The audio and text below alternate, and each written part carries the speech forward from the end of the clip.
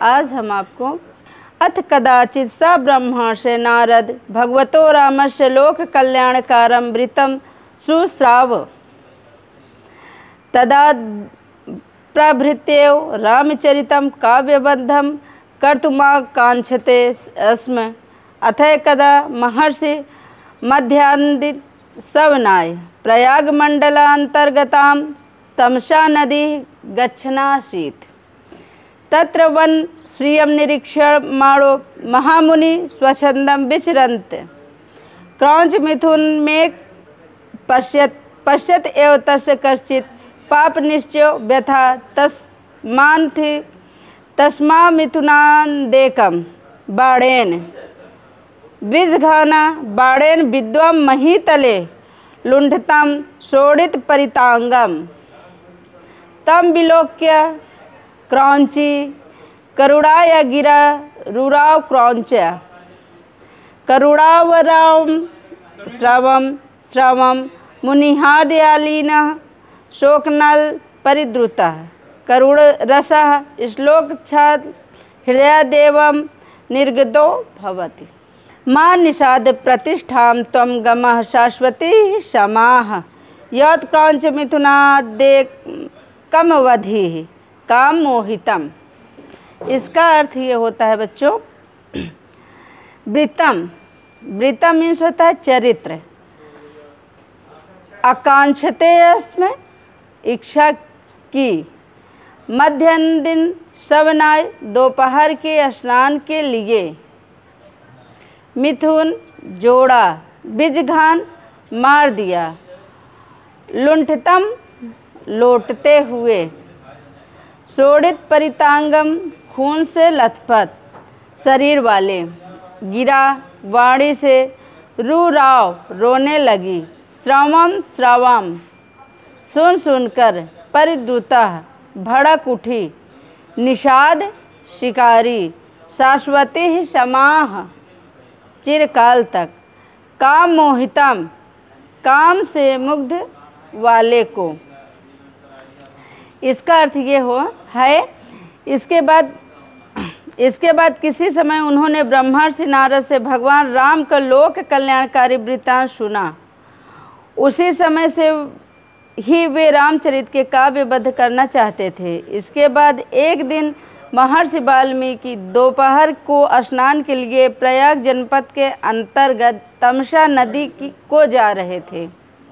वहाँ वन की शोभा देखते हुए महामुनि ने स्वतंत्र विचरण करने वाले एक क्रौंच पक्षी के जोड़े को देखा। एक बार महर्षि वाल्मीकि तमसा नदी, जो प्रयाग के अंतर्गत तमसा नदी के पास जा रहे थे दोपहर को स्नान करने, तो वहाँ पे उन्होंने एक जोड़ा क्रौंच पक्षी का देखा। उनको देखते कोई पापी बहेलिया उसे उस जोड़े से एक को बाण से मार दिया। जैसे वो देख रहे थे वैसे ही कोई बहेलिया पीछे से, उन क्रौंच पक्षी दो बैठे थे, एक को मार दिया। बाण से घायल जमीन पर लौटते हुए खून से लथपथ, उसको देखकर क्रौंची करुण स्वर से रोने लगी और चिल्लाने लगी। जब एक क्रौंच पक्षी, दो थे, एक को मार दिया तो एक क्रौंच पक्षी रोने लगी और चिल्लाने लगी। क्रौंची के करुण विलाप को सुनकर मुनि के हृदय में छिपा हुआ शोक रूपी अग्नि से प्रभावित करुण रस श्लोक को बहाने इस प्रकार निकला। जब वो क्रौंच पक्षी, एक बहेलिया ने मार दिया था, वो मर गया, तो दूसरी जो क्रौंच पक्षी थी उसको देख के खून से लथपथ वह रोने और बिलखने लगी, चिल्लाने लगी। यह दृश्य देख कर वाल्मीकि जी का हृदय एकदम पिघल गया, जिससे करुण रस का उत्पत्ति हुई। हे शिकारी, तुम बहुत वर्षों तक स्थायी प्रतिष्ठा को नहीं प्राप्त करोगे, क्योंकि तुमने काम से मोहित क्रौंच पक्षी के जोड़ों में से एक को मारा। यह बोलते हैं, हे शिकारी, तुम बहुत वर्षों तक स्थायी प्रतिष्ठा को नहीं प्राप्त करोगे, क्योंकि तुमने काम से मोहित क्रौंच पक्षी को जोड़े में से एक को मारा है या वध किया है। श्लोको यामना यादयंत्रम छंदाशाम नूतनोऽवतार आसीत् एवं ब्रुवत तस्य हदिमहिति चिंता बभू अहो।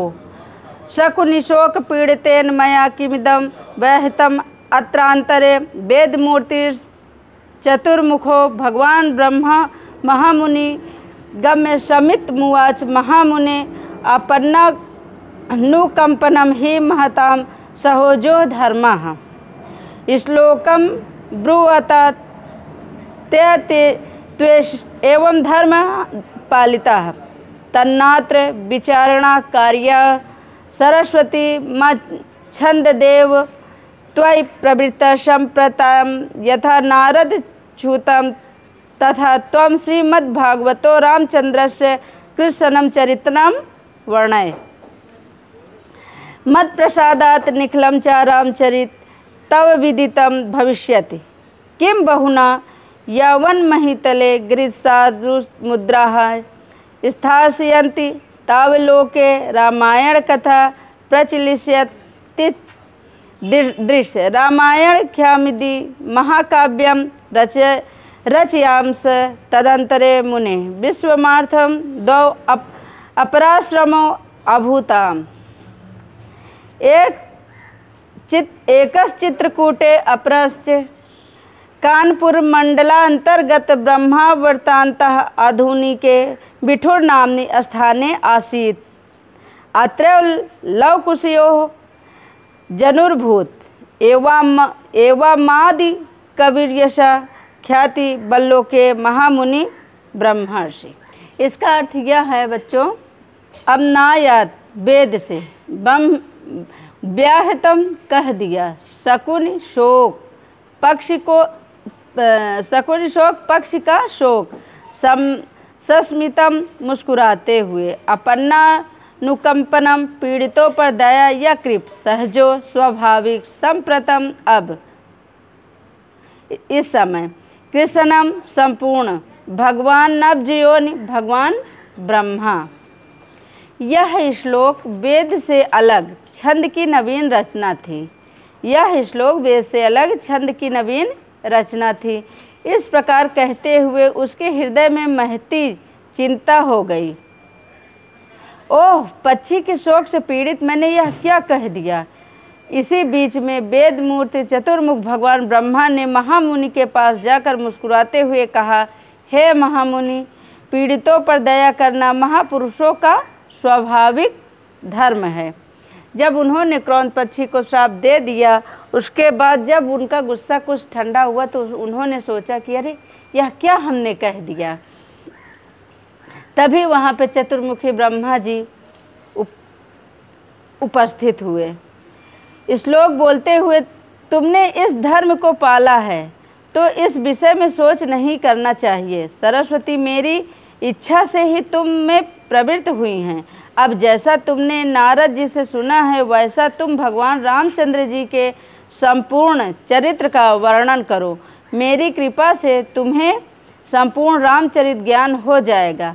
अधिक क्या, जब तक पृथ्वी पर पर्वत, नदी और समुद्र रहेंगे तब तक संसार में राम की कथा चलती रहेगी। ऐसा कहकर भगवान ब्रह्मा अंतर्निहित अंतर्ध्यान हो गए।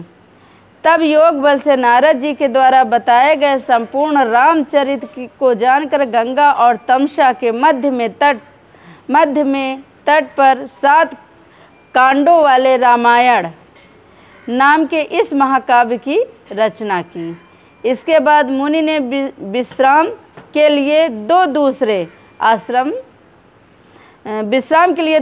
आश्रम थे। एक चित्रकूट पर, दूसरा कानपुर जिले में ब्रह्मवर्त आधुनिक बिठूर नाम के स्थान पर था। यहीं पर लवकुश का जन्म हुआ था। इस प्रकार महामुनि ब्रह्मर्षि वाल्मीकि संसार में आदि कवि के यश से प्रसिद्ध हो गए। वाल्मीकि किस कवि के नाम से विख्यात हो गए? आदि कवि। आदि कवि के यश से प्रसिद्ध हो गए। इस प्रकार आपका ये पैराग्राफ समाप्त होता है। कल हम आपको पढ़ाएंगे चतुर्थ पाठ, राष्ट्रपिता महात्मा गांधी।